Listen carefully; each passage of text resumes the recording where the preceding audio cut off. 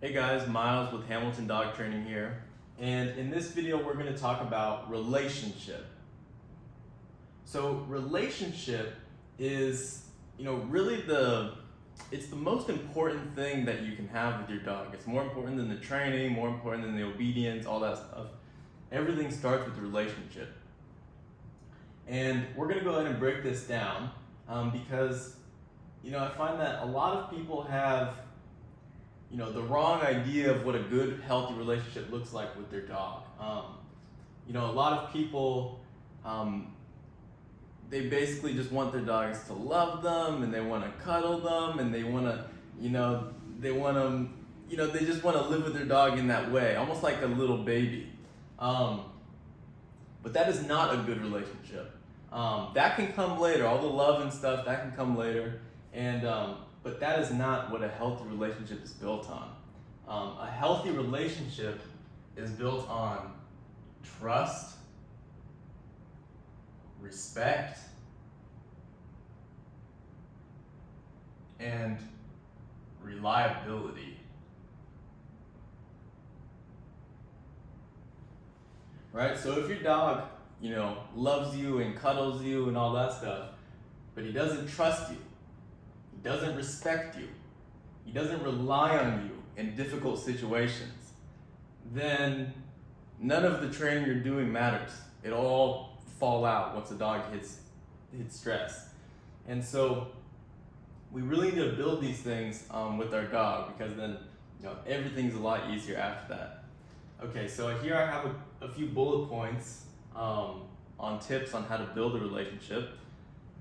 And so the very first one here is say what you mean and mean what you say. And what this means is that, I find a lot of people, when they're interacting with their dog, they say, Fido sit, and then he doesn't sit, and then Fido sit, and then Fido sit, and then Fido sit, and the dog finally sits and they reward him, right? Or the dog doesn't sit, so they just walk away and go do whatever, and they're like, oh, okay, he just doesn't want to train, I guess.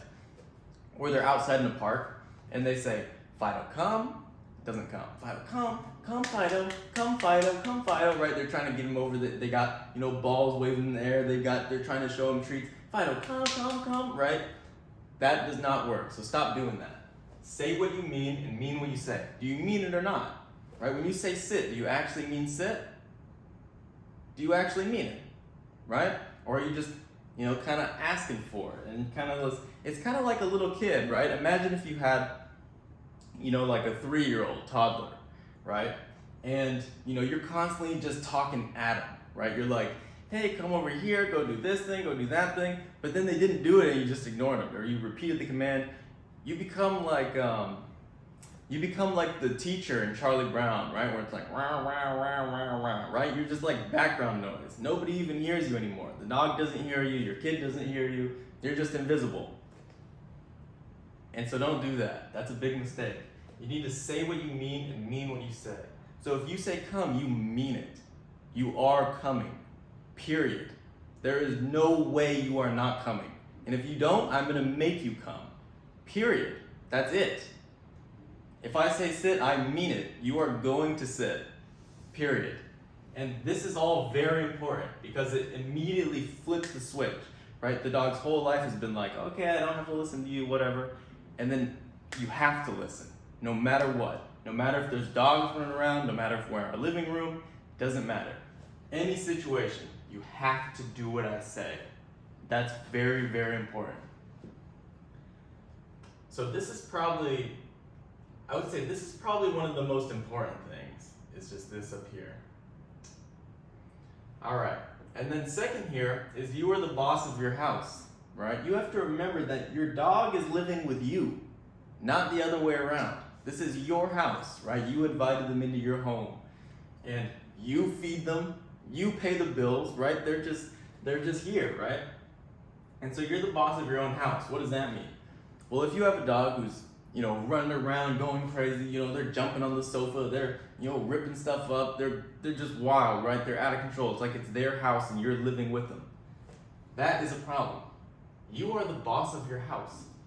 It's your house, right? Think about it like, imagine if you were babysitting a bunch of toddlers, right? It was like, your friend and a bunch of other toddlers too, and they were all going crazy.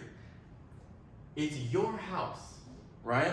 So if they're kids, right, you can let them, play to a certain extent, right, and go crazy to a certain extent, right? They're kids. But it's your house, so you have to draw the line somewhere, right? There's always a line, and you draw where that line is, right? They can't cross it, if they kind of, are behind it, that's totally okay, it's acceptable. But so you decide where that line is for you. For me, it's no crazy dogs in the house, right? So he's not allowed to, run around and go crazy and jump on things and freak out and all that stuff, right? That's all for outside when we're training. You're the boss of the house. You decide what the rules are and what you allow. The next is food. So if you're feeding your dog, a couple times a day, and you pour him the food and whatnot, do not leave the food bowl out, right? A lot of people do this. A lot of people will, they'll have the food bowl and they'll take a scoop of food, they'll put it in there, the dog will come by, nibble on it, walk away, come back, nibble on it, walk away, right? And it's kind of there for them throughout the day. Don't do that, right? You do not want to do that with food. The best thing to do is, the very best thing to do if you have a puppy is to feed all their food by hand during training. That's the best way to do it, because then the dog immediately knows that they have to work for food. The food all comes through you, and it establishes that relationship very early of like, you are a very important thing in my life. But with food, if you're feeding your dog kibble, what you'll do is have it in a bowl, pour it in the bowl, set it down, give the dog like 5 minutes to eat it. And if he doesn't eat it, that's it. It's done. No more food for you. Simple as that, right? So if you have a picky eater at home who's kind of like, picking through his food and you're switching kibbles all the time, do not do that, right? Don't switch foods. Don't try to accommodate your dog, as long as they don't have an allergy or anything like that. But if your dog is just picky for no reason, what you'll do is you'll pour the food, leave it out to them, give them a set amount of time, maybe like 10 minutes, and if they don't finish it, that's it. Food's gone, and they get it the next time it's mealtime. If they don't eat it, it's done. And if you do this for a day, I guarantee you the next day they will eat the food, and it becomes something that they value. What you'll do as well is have the food bowl, set it down, and make them wait. Right? Set it down. They're sitting over there. Make them wait for the food. And you can set them there for however long you want. 10 seconds, 30 seconds, a minute. It doesn't matter. Just make sure that they wait, and the food bowl's right in front of them, and they're looking up at you like, all right, when can I eat this food? Right? And then you release them and allow them to eat the food. Right? It all comes through you. The food comes through you. It's not some free-floating thing that they have unlimited access to throughout the day. Right? It's very valuable to them, and it comes through you. That's very important. All right, and the next one is potty breaks. Right? This is kind of a weird one, because you think like, oh yeah, my dog can just like, go outside and pee whenever, right? Like on a walk, he can just stop and pee on any bush he wants to. This is not right. So, and we'll talk about this later, but when we're on walks, we are going to structure the walks in such a way that we tell our dog when it's okay for them to go pee. We give them permission to do that. And this sounds kind of extreme, but the purpose of this is that when we're out on a walk, you're listening to me, right? You're not, sniffing everything you want to. You're not peeing on any bush you want to, going up to any dog, any person you want to. You're listening to me. I'm giving you permission to pee on this bush right now. Okay, after that bush, you have to come back in a heel. After that, I'm gonna put you in a down, put you in a sit, right? We're gonna run through our positions. There's a dog coming by, not gonna let you say hi to the dog, right? I'm gonna keep you in a heel, we're gonna walk right by, right? So it's all up to you, right? You are controlling the walk in the dog's life. Okay, so that's potty breaks. The next thing is toys. Toys are something that is between me and the dog. That's it. Never the dog by himself, right? So I use these balls with ropes on them during training, or like a tug. Those only come out during training. only. And we only use them as rewards during our training. That's it. There's never balls laying around the house. He never has access to them.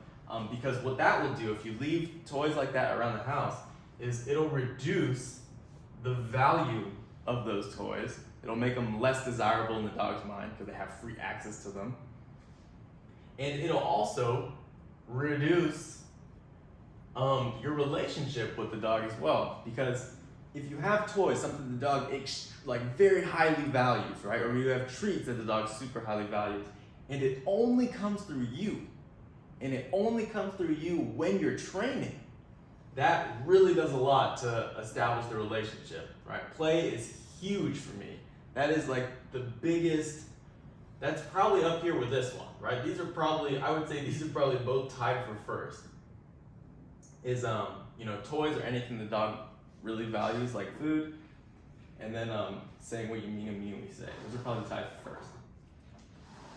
And then the last one here that I can think of is like when the dog's laying in the hallway or they're laying on a sofa and you have to walk past them, right? So if you're like in a narrow hallway and your dog's laying on the floor, you have two options. You can either step over them or you can make them move. And in this situation, we are going to make them move out of our way.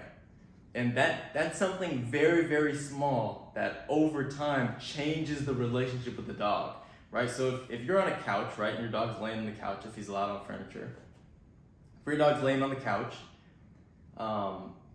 what you would do if you want to sit there is you would just sit down, tell your dog to move, he would move, and then you sit, right? So he moves out of the way. He understands that you are above him. He has to listen to you, right? He has to move out of your way. He respects you. It's kind of like, if you were a kid and, you were sitting in your dad's chair or something, your dad was coming over, right, about to sit down, right? You would move out of the way. It's kind of like just a respect thing. It's just something that you do.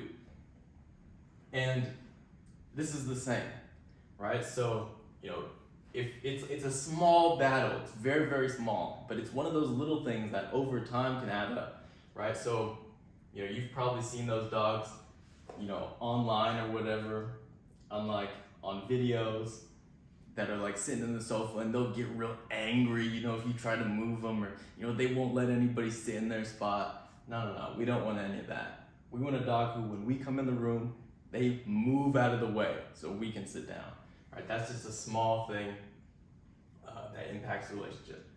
All right, so these are all things that you can practice every day in your home and in your everyday interactions with your dog. But yeah, and just one last note on this one. Saying what you mean and meaning what you say. Obviously, the dog has to know what you're talking about, right? So if you say sit, and your dog is like, what is a sit?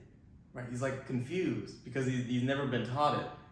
Well, obviously you can't, right? You can't expect him to do that around any situation. You gotta teach him first. But once he knows and once you're confident he knows and he definitely has got it, then you can start, implementing this here.